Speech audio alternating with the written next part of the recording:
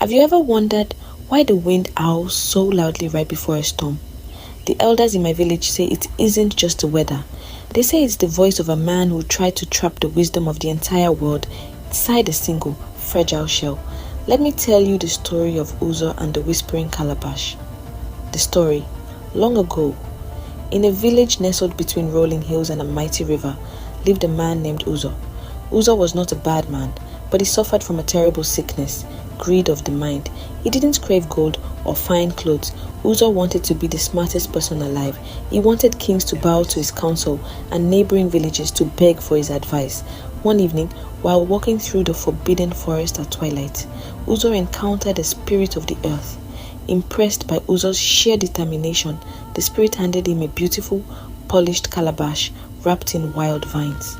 Inside this calabash is all the wisdom, knowledge, and cleverness left in the world, the spirit warned in a voice like rustling leaves.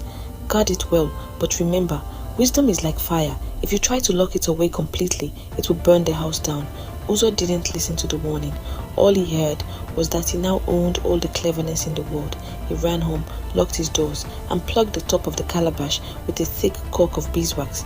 Instantly, a strange silence fell over the village. People forgot how to solve simple arguments. Bakers forgot the perfect time to pull bread from the fire. The village elders sat in the town square, scratching their heads, completely confused by simple problems. Uzor gloated. Soon, he whispered, they will all come to me. But Uzor became paranoid. He feared someone would break into his hut and steal his treasure. He decided he must hide the calabash where no human could ever reach it, at the very top of the tallest, oldest baobab tree in the forest. The next morning, Uzor tied the calabash to his chest with a strong rope and walked to the tree.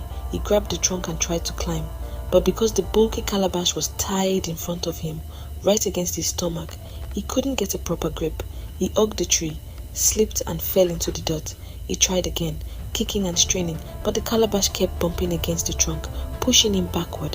As Uzor sat on the ground, bruised and frustrated, his 10-year-old nephew, Namdi, walked past the edge of the forest, looking for lost goats. Namdi stopped and watched his uncle struggle for a few minutes. Finally, the boy shouted, "Uncle, if you want to climb a tree with a heavy load, why don't you tie the calabash to your back? That way, your arms and legs are free to hug the trunk."